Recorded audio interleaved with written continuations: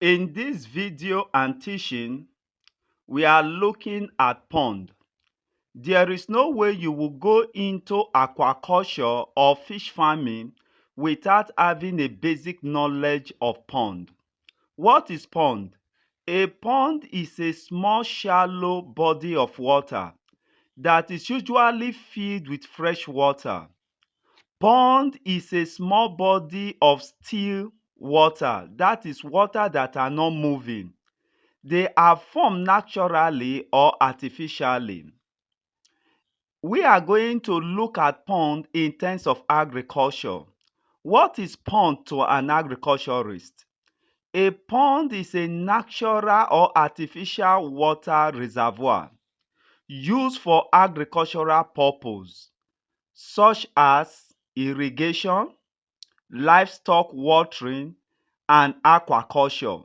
So when we look at the aquaculture aspect, that is when we'll start looking at the fish area or the fish farming. In that regard, fish pond is a controlled artificial lake or storage tank that holds fishes. It is used in culturing fish. If you have not liked, follow or subscribe, please do for more updates. Now we are going to look at the importance of ponds or the economic value of ponds. This pond we are talking about, whether natural or artificial, they all have economic importance. Now the first one we are looking at is water supply. Pond supplies water. In this process, it is used to provide irrigation for crops. Those of us that wants to combine our ponds, that is the fish farmers now, that wants to combine their farm with that of the crop farming, is a major source of irrigation. The water from the ponds, when you are flushing out, you flush directly or you flush into a storage tank, whereby you now use it to irrigate those crops. Another area we are looking at, which is the second one, is a source of income. Pond is a source of income. When you culture the fishes or the tilapias, the catfishes, you can sell them or selling them for money. That is another major importance of ponds. Another source is source of food. It's also a major source of food. The things you cultivate there is being used for food. The fishes, for example, the crabs, the prawns, they are all source of food.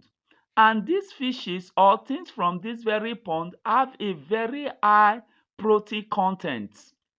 Another one, which is the fourth one, is flood control.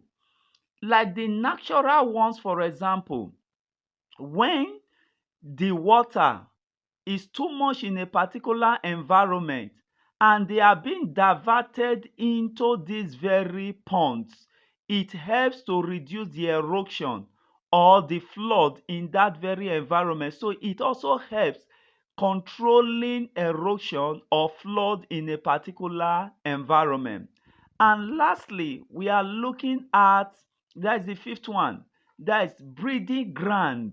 Is also a very major source for breeding of different aquatic animal, like the catfish, the natural catfish, for example. They breed in that very environment successfully because this very natural or the white catfish we are talking about, they do very well in their natural habitat.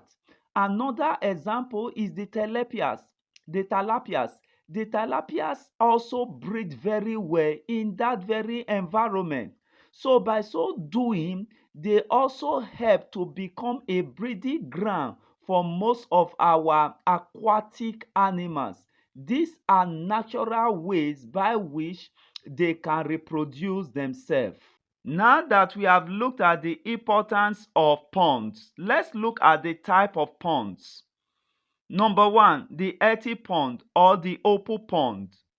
This is the oldest system of fish aquaculture.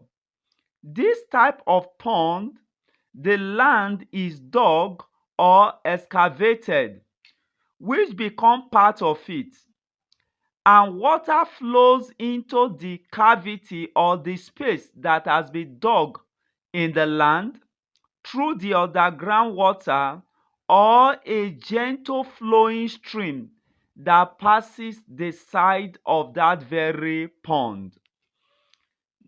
Number two, the concrete pond. The concrete pond is constructed with blocks. It can either be a vibrated hollow block or non-vibrated hollow block, depending on the one that is available in your area. It can also be constructed with reinforced concrete slates. This one is normally being practiced more in urban area where there is a limited space. Number three, the tarpaulin pond. It is constructed with wood or galvanized pipes, which is covered with tarpaulin that holds the water for the cultivation of the fish. And lastly, we are looking at the plastic or the rubber ponds. These ponds are made of plastic. This type of pond is often used by beginners to practice and to learn the secret of fish farming. Now that you've had this very deep understanding, it is now your choice to determine the type of pond you will use.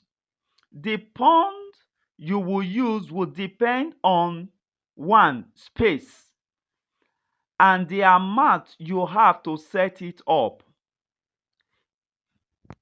This will now bring us to the end of part 1 of our teaching.